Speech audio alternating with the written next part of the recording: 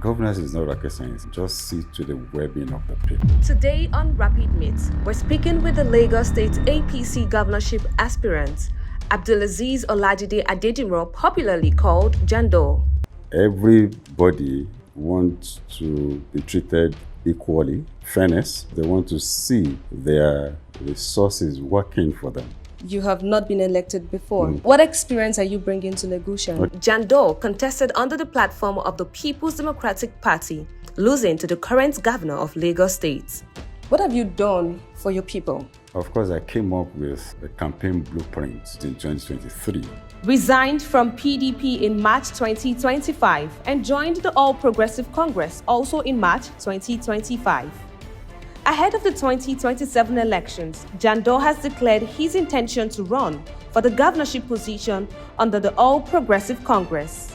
For the first time, let's have somebody who hasn't been exhausted. The people you want to lead, do they really want you to lead them?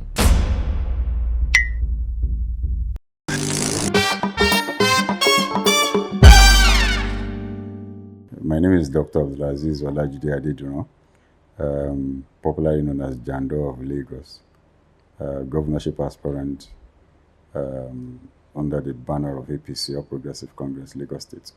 It's interesting that you'd say governorship aspirants. This is not the first time that you'll be contesting. This will be your second time contesting for the governor of, the center of excellence.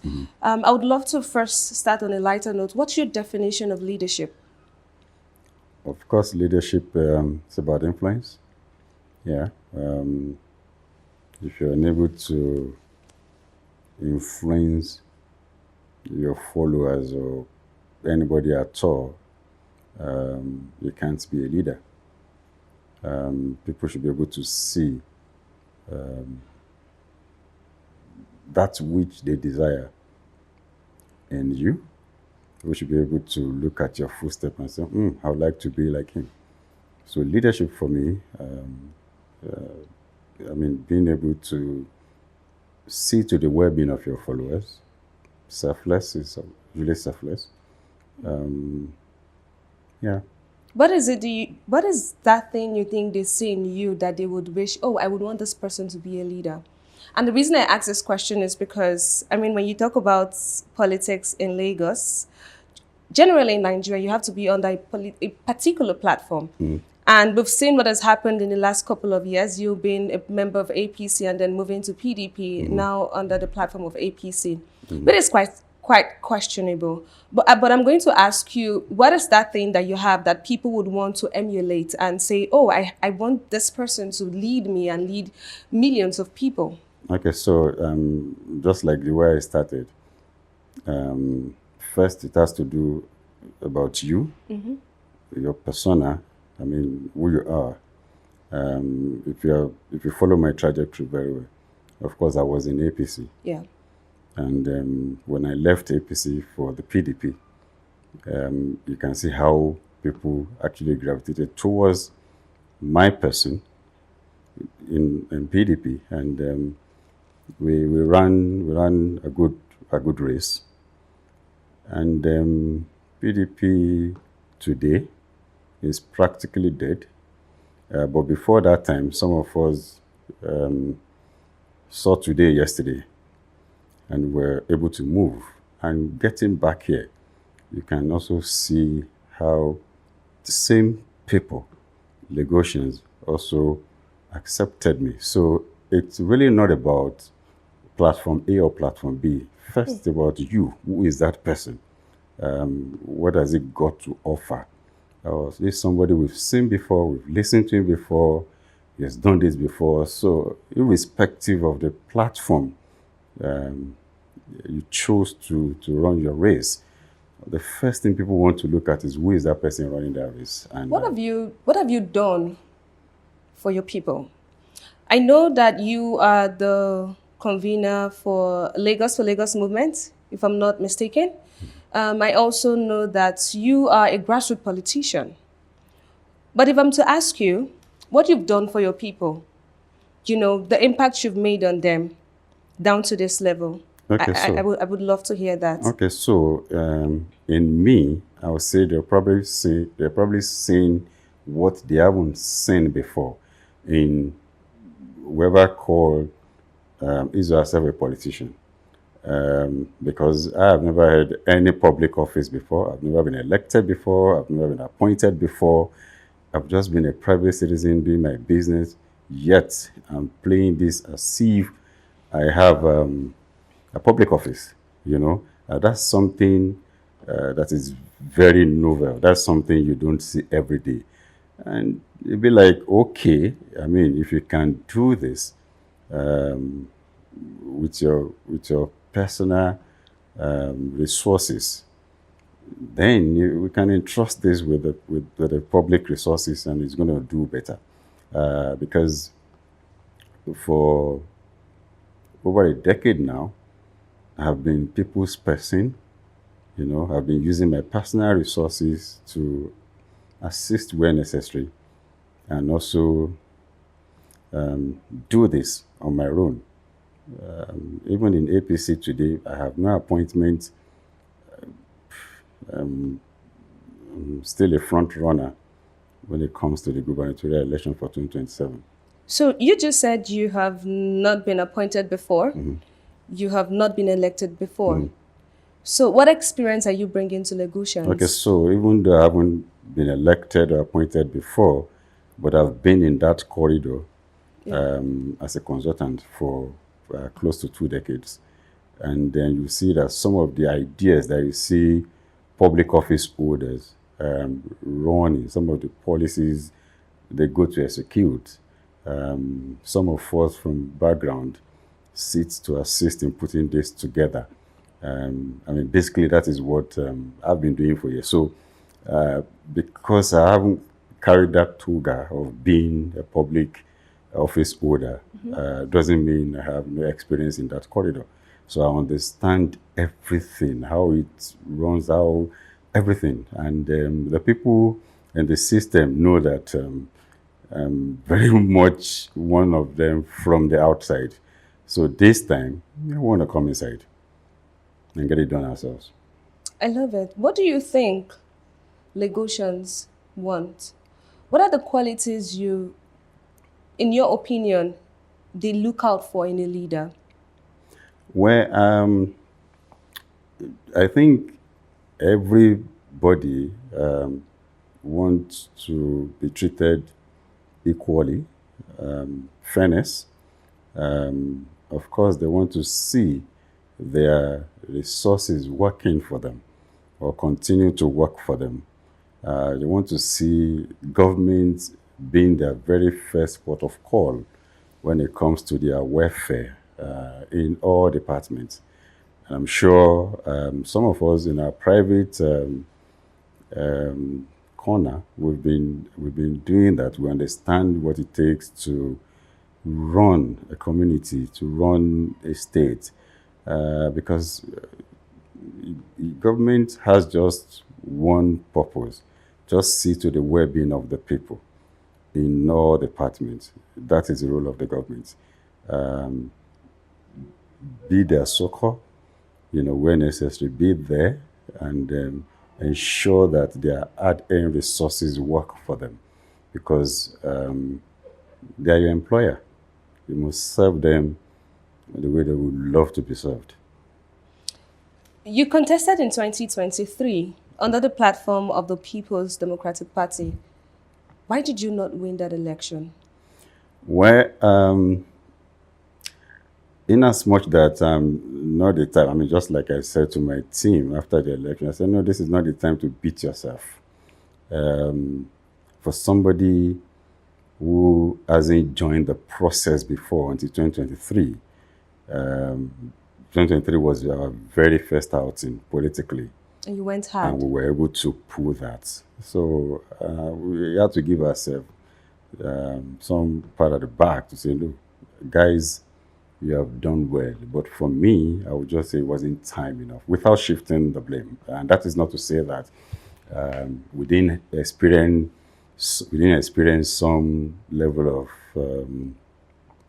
sabotage within the party and yeah, within my party at that time, which was very glaring.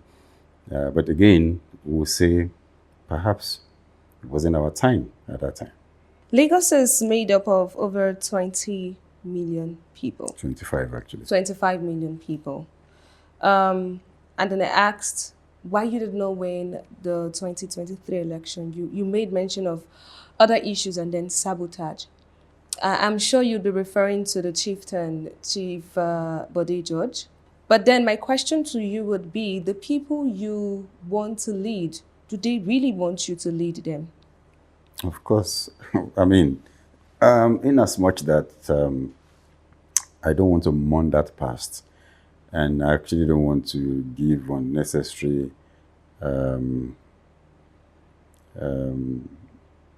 attention, you know, to the name you just mentioned. Thank God you said you followed through. And so I would want to lay that to rest at that time. And the second question about whether or not people actually wanted me to lead them. I'm sure you have an answer to this because I didn't run a campaign on social media. I didn't run a campaign just on TV. I taught the entire 245 wards in Lagos. You know, I was everywhere from Epe to Badagry and, you know, the entire Lagos. I was on the street of Lagos talking to people, campaigning to people. And if you truly follow through our campaign at that time, you understand that they didn't just call me king of the grassroots for nothing.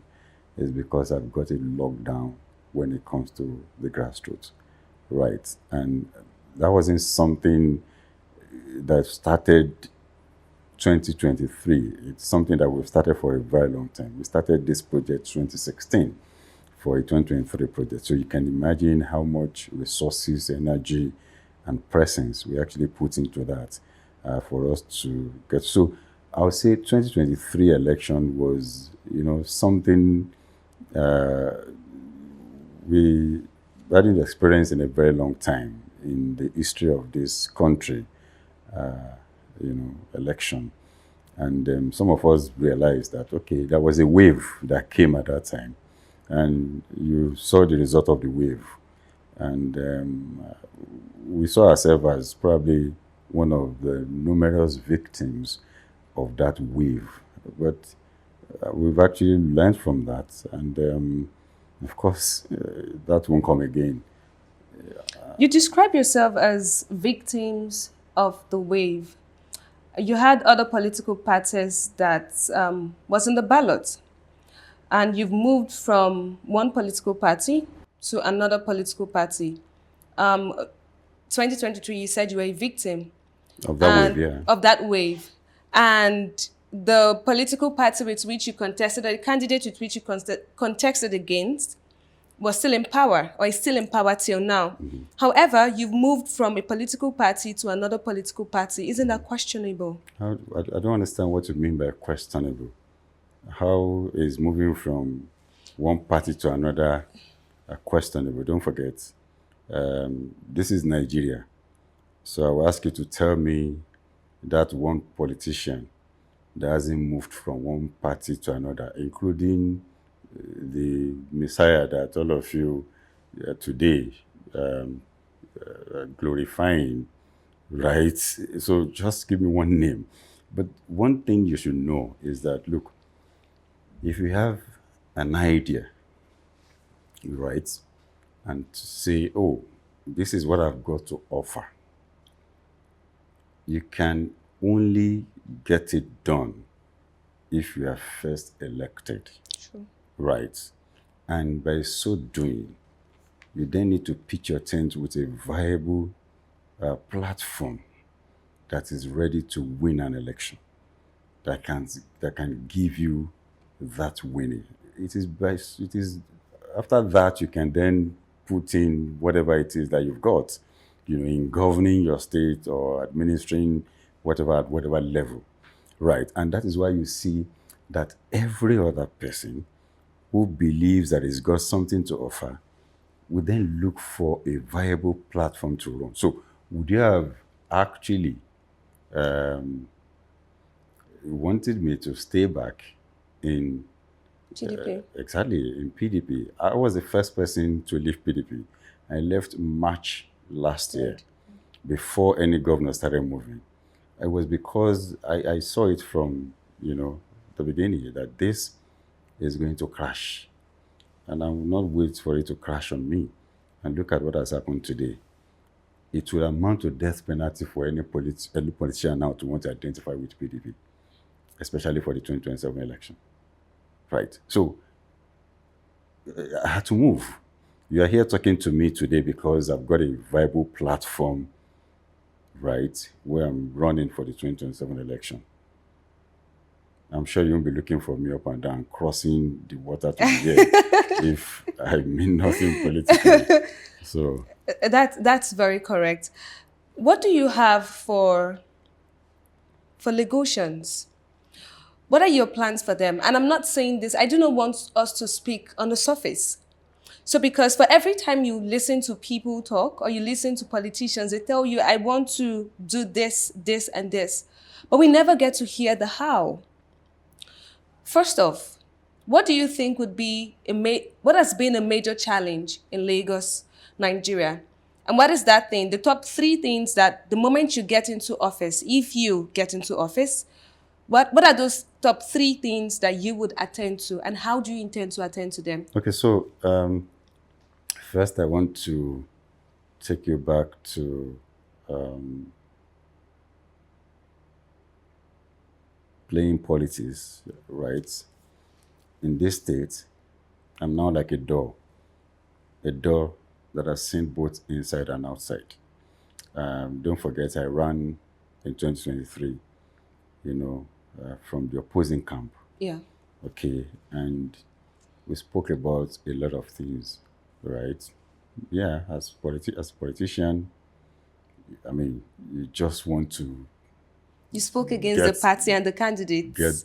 your vote and do whatever you can do to do that. Yeah.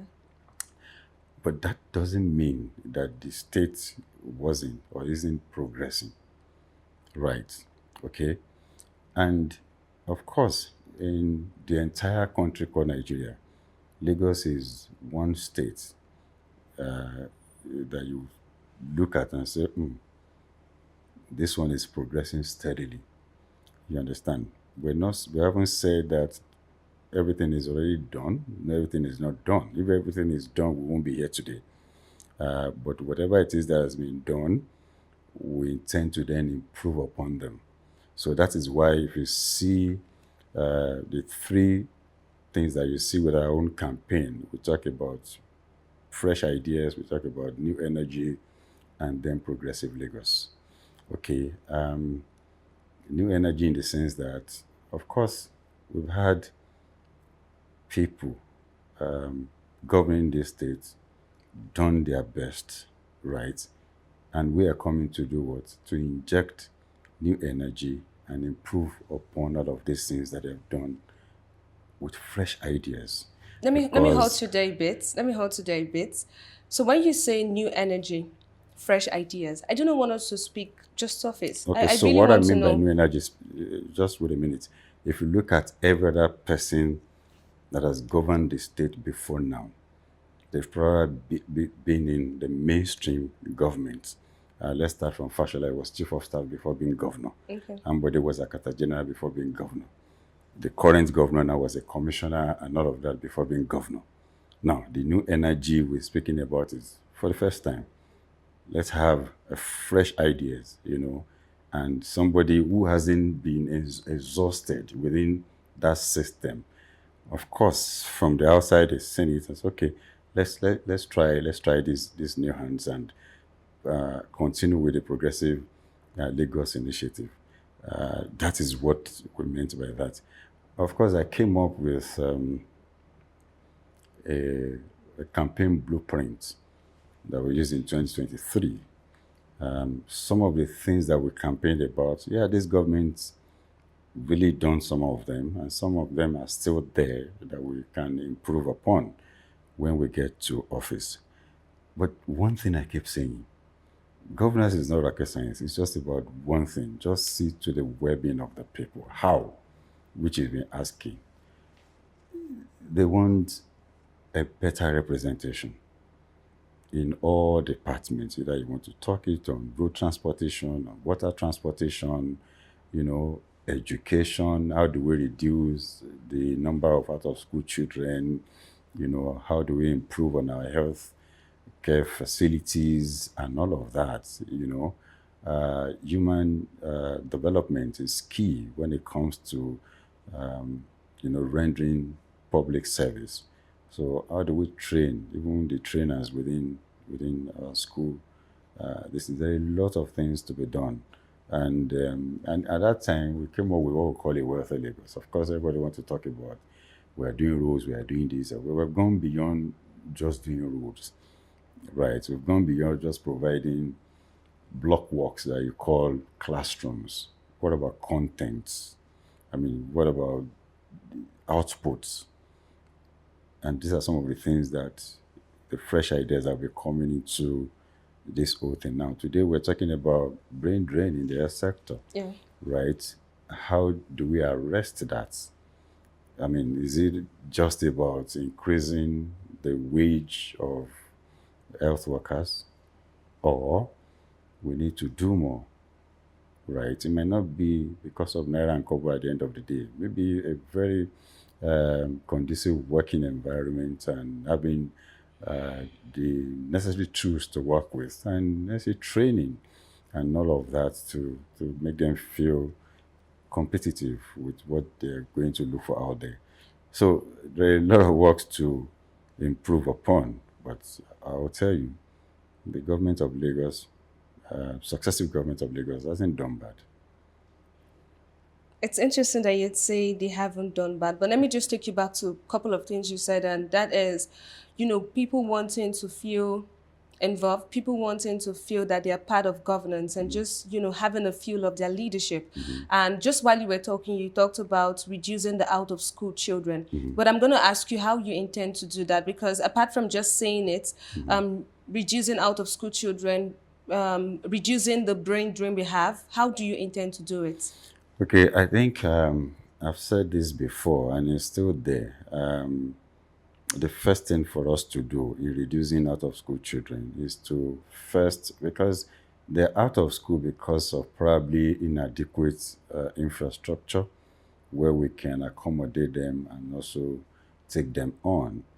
And one of our policies that we campaigned with that time is to say, okay, the first thing to do is to go into partnership with churches and mosques and say, look, you have a space that you don't use during the school hours. And some of these children that we take off the street because we don't have schools to put them for now. I can put them, spread them across all of this space and get one or two persons to take care of them in the name of tutoring them, pending when I then embark on aggressive infrastructural renewal to accommodate them. I would have first achieved one thing: take them off the streets, put them where government can take care of them in terms of give them uniform, give them free teaching aids and all of that. That will help them. I don't need to, in the immediate, put in fortune. All I need to do is to speak with Muslim community, is to speak to Khan in Lagos and say, okay, that's your church that you don't use between the hours of 8 and 2 o'clock every day. Can I have them? And put them there. With that, you won't see a single one of them on the road of Lagos. I beg to differ though. But let me ask you, Do you beg to differ? do you think Lagos is safe? Of course. Of course. So when I say, do you think Lagos It's is not that I safe? think I know Lagos is safe, and you also know that Lagos is safe.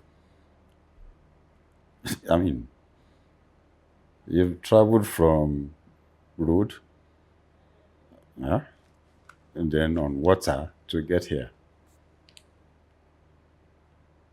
And you're here in the best part of Lagos, this riverine community. You heard stories about insecurity in other states. Have you heard such in Lagos?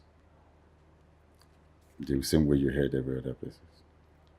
I'm going to share with you an experience that I had a couple of months when I moved into Lagos. Prior to that time, I had listened on radio, Nigerian Info to be precise, and the host on radio had talked about how you have to be extremely careful when you're driving and your car breaks down in Lagos because you get surrounded by, you know, young lads, people who, quote unquote, are meant to have something doing for themselves. But however, they derive would I call it joy in just seeing other people suffer? And I had the experience on Third Mainland Bridge where the car broke down and we were surrounded. And that's why I asked, do you think Lagos is Okay, safe? Lagos is safe. If I need to speak to that, um, you can liken our situation here in Lagos to that of state of New York, London, anywhere you have influx of people on a daily basis. So you have all sort of people. You have those with genuine intention to come to your economy and really do good for themselves and for the people. You also have those that will come with the mind of taking advantage of people because that's who they are. Then the responsibility of the state to see how to go after those ones. And it doesn't speak to the fact that whether or not they've got something doing. Some of them, if you check very well, they have one, two menial jobs that they're doing. But because that is in them, you still see them coming out, coming after vulnerable people to extort them. But like I said, such can't be ruled out in a mega city like Lagos, just like every other ones. Yeah, I mean, I'm sure today you hear that on the street of London. In fact, if you're not careful, if you put on a very expensive wristwatch, they're likely going to injure you in the street of London today. And the same thing we have some part of New York and all of that. So these are peculiar to a state with mega city status like ours. It then depends on the government of the day to look at the flashpoint and see how they can deploy. Just like the Third Milan Bridge you spoke about. Of course, we ensure that they have patrol vehicles of the security agents on that route from time to time to see. And I know they do have it now too. Of course, there's what we call this Lagos Rescue Units. And if you died in 767 number, you'll get them. They'll quickly come to your aid and assist you. So it doesn't speak to the fact that Lagos is not safe. Of course, Lagos is safe, but because of our status, we can't but have all those good boys too. But it's the job of the government, I'm sure, which they are doing Yeah, to make sure they but arrest the situation. if you get into power, what would you do differently? Okay, I'll take you back to our blueprints again. You know, when I spoke about it the last time, some people look at me and said, "Oh, really?" I said, "Yeah." My own solution, aside from using the security agents to do the needful, there is nobody that can better police ourselves than us. And I've used that as an example before. If I have in Adeniji Adele, for instance, which is the beginning of the Third Milan Bridge, and I also have at the end of the Third Milan Bridge, which is Shoki, for instance, a motor park given to some people in the name of NURTW or whatever it is to manage. Right. All I need to say to both of them is that the day I hear of robbery on Third Milan Bridge, that is the day I'm going to take the park away from you. You see that I will secure the Third Milan Bridge if they are not even the one doing the nonsense we talk about. It's interesting how you've talked about this, even though I feel like talking about it is way different from actually, putting it into actions. I don't understand. I just said something. Nobody can police us than us. We are how many in this room? right?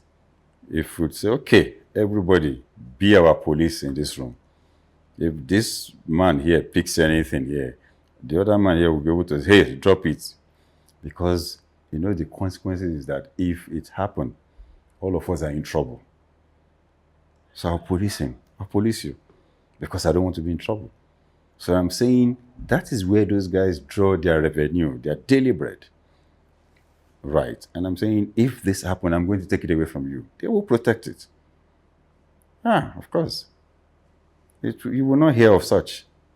Because what they would do is that they would get one of them or two, three of them to say, you know what, you run shift on Third Mainland, you patrol it. If anything happens, arrest it. Let's talk about the entertainment sector. And I mentioned this because Lagos is known as the entertainment hub of Africa. This is where everything happens. And over the years, we know that the creative economy, the entertainment hub, is one that is worth billions of dollars. How do you intend to harness it if you get into power? Okay, so I've looked at us because Lagos is not just your regular commercial hub. It's also the hub of that industry, entertainment industry in Africa. Everybody wants to come here. Every show wants to come here. We spoke about Dirty December. Yeah. You see how it is in Lagos every time. I think it's about time we create a calendar first, so that everybody would know that at a particular point in time in a month, this is what is happening in Lagos, and people want to be part of it. You can have a jazz month, and so this month is going to be jazz, in Lagos, and you have enthusiasts from everywhere, coming to play, coming here to, because you open up the sector for them. And the next one you can say is going to be for fashion. Oh, let's open 2, 3, 4 runways and have people come to be part of this. Music is there. We have a lot of cinema. When I look at this Dirty December, I'm like, by the time we get to the office, by the beginning of Ember month, which is September, Yeah. right, or the last quarter of the second quarter, the last month of the second quarter, what you want to see in Lagos is MasterCard, Visa card, all of them struggling for space, because a lot of people that are coming to play in our economy in Dirty December, they are going to be using this card, to trade, to do a lot of buying and selling. It's either they get on board, or we give it to Verve, or a lot of things we can do. It's huge, right? Between the beginning of Ember month, the entire hotels, apartments in Lagos, we want to have them on a portal and be able to, bring them on board, do some sort of accreditation and provide security so that we can tell people this are the A list, B list, or whatever it is, and a lot we can do. And to say, look, in December, yes, I know it's a peak period, you want to make money, you want to do all of this, but can we have a conversation? We can also reduce the taxes we're going to give you. We want people to come here. Can we reduce, can we have a reduction in this price? That's a lot of things we can do. So that's why I said that tourism aspect, economy of our state will do a lot to warehouse it and look for those that can run it in such a manner that everybody wants to come here in December. Interesting. So you're an aspirant for the All Progressive Congress. Mm-hmm. What happens if you do not get a ticket? Well, we support the party and still win for the party. But we're going to get a ticket. Why are you very confident that you're going to get a ticket? Oh, you don't want me to be confident? I'm going to get a ticket. And don't forget, I'm What? probably the only person that has really declared to run for governor. in Yes, APC. right now Are you aware? Yes, right now you are. I mean, you're very big on your campaign right now already. But I was going to ask, you don't see anybody giving you a run for your money, even within the All I don't Progressive know. I don't know Congress? what you mean by run for my money, right? There's no money for anybody to run for, right? But hey, I've expressed that belief in myself, and to say yes, I can do it. So I'm still waiting for other people to come on board. Of course, I know we have a couple of competent, equally qualified uh, people within the party, but none has shown up.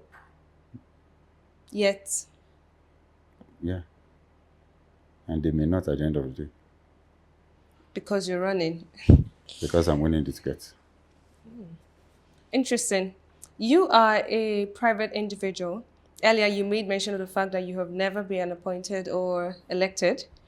And I was going to ask you, running for election isn't a choice, isn't a child's play, rather. I've done it before, don't You've done forget. it, yes. And I'm going to ask you, yes, you did it before and you didn't win. You intend to win this time around. All the best to you. Okay, so um, we had many wins in 2023, right? One of the wins that we had in 2020 is the fact that I'm still sitting here today, relevant from nowhere to somewhere.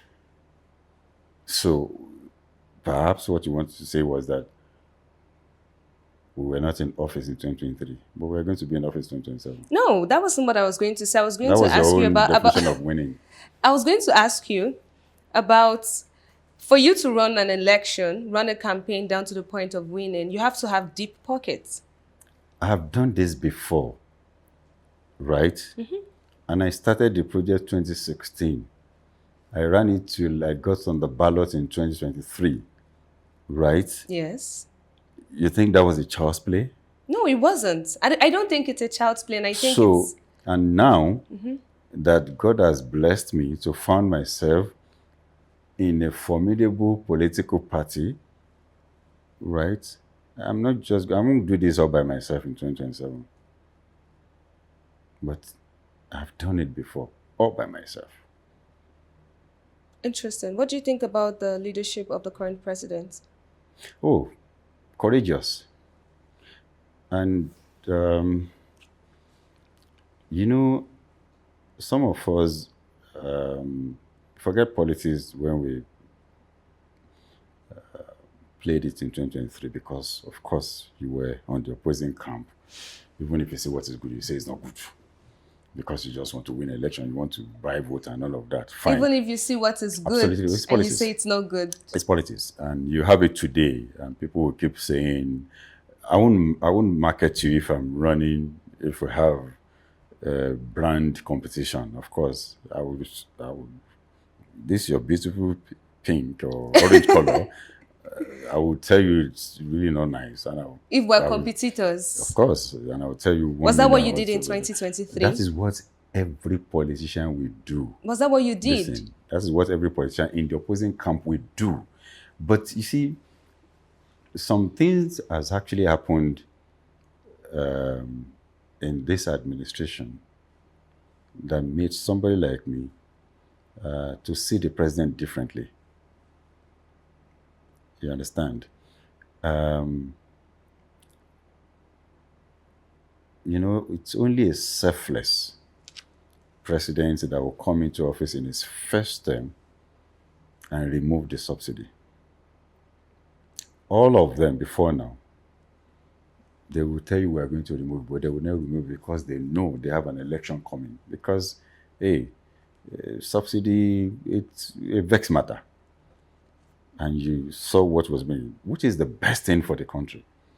But it takes that man with courage to say, you know what, I will do it for Nigeria, irrespective of whether or not I get my second coming. He did that, right? And do you understand the result of that? Pre-2023, States will go to Abuja for FAC, where they draw revenue from the federation accounts. And they will come back with zero allocation. Zero. Why? Because all the money raised in that month had gone into subsidy payment, which goes into the pocket of few people. Right. And the federal government will now in turn now do what? Be given state bailout. Those are the years when you hear some states paying half salaries to their workers. Where you hear some states not even paying their workers at all, let alone doing projects. So federal government will now start giving them bailouts. Again, they were now doing what they call ways and means, printing money. Right. They did all of that in the previous administration.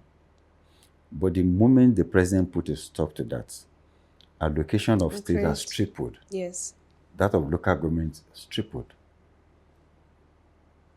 He didn't keep the money at the center. He sent the money to the component states. So if you think something is not working, ask your state governor, ask your local government chairman. The forex policy, same thing. He decided to say, look, I'll put a stop to you. Okay, look at what it used to be before now. If you're a manufacturer and you need US dollars from the CBN to get a raw material for you to manufacture whatever it is that you are doing, turn it around, it will probably take you another 3-6 months before you get that finished product and take it to market and sell and make money and all of that. It's going to take you 6 months. So I give you that dollar at the rate of, what was it then? 350. 350 per dollar. So there is a market where you can trade that dollar for 700 naira. Right? Don't forget, you are in that business, that manufacturing business, to make profit at the end of the day. Which route will you take? Run it for 6 months or do an instant trade that will give you over 1,000%? So profit. the truth is, whatever policy we with make... with that, you make money, but you're killing the industry. People are losing jobs because, hey, there is no point putting it into manufacturing this thing. But this man put a stop to it. Put a stop to it. Today, if you get dollar from CBN, go and sell it to Aboki, it's probably the same thing. There is nothing to profit there.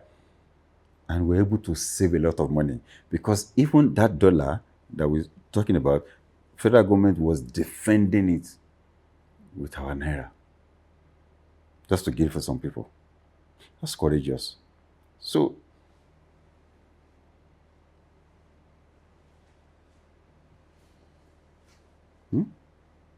exactly. Just as we wrap up this conversation, I would love to ask you if you're bothered about the one-party state system. And the reason I ask you this is because you have moved from PDP to APC. Couple of governors as well, they have also moved. I mean, you can count the number of governors under the People's Democratic Party as well as people under Labour Party. Are you concerned about the one-party state? Because, again, there is some sort of checkmate. There's supposed to be competition, which creates room for checkmates as well. Okay, so when you say one-party state, as far as this country is concerned, we don't have one-party states. It's looking as though we're moving there. No. No. There's ADC. How many governors do you have from ADC? Oh, is it about the number of governors that you have there? I'm talking about there are a lot of political parties, but you know that you have to be in power. So you have to. So your definition of one-party state is because all governors are in one party. Is that what it means? But that's not what it means. No, that's not what the governors they moved to APC. They moved from PDP. Yes. Just like I moved from PDP. Because the platform called PDP is no longer there. What do you want them to do there? Oh, a sitting governor in Osun State seeking re-election left PDP. To accord. Exactly. So who chased the man out of PDP? The president or APC people? No. The man knew that there is, okay, Ekiti election is coming. PDP has no candidates. PDP has no candidates. Why? It's because of the implosion that has happened to PDP. I told you earlier, I said, we're amount to a death penalty for any politician to want to pitch their tent with PDP. So, if this governor decides to leave PDP for wherever, you tell them not to leave. So there is a governor in Accord Party, there's a governor in Labour Party, you know, and others feel I would rather pitch my tent with the winning party. On a final note, if you were to speak to Lagosians right now, what would you say to them? Okay, so it's not time for me to speak to Lagosians why they should vote for me. At this stage, is me speaking to members of my political party, leaders of my political Why party. they shouldn't contest? Why? And they should give you the tickets. Exactly, why they should give me the tickets. You understand? You know, when we get to campaign time, I mean, for general election, then we speak to Lagosians why they need to choose me over any other person, or choose my party over any other political party. But if you were to say something to other members, what would you say to them? Every other person, you know, in APC, probably you had their name, or they've rumored their names and all of that, are equally qualified, you know, for this office. But none of them, of these rumored names that you have heard, have had the opportunity of being on the ballots for the governorship election, aside from me. So that experience is there, and none of them can take it away. And another thing that I don't think any of them, as with due respect to all of them, because like I said, they're all qualified and, you know, to do this, but have been everywhere. You know, my experience is still very fresh. It was just last election, right? I know Lagos like the back of my hands. You understand? So it will make the job easy for all of us, and the energy is there.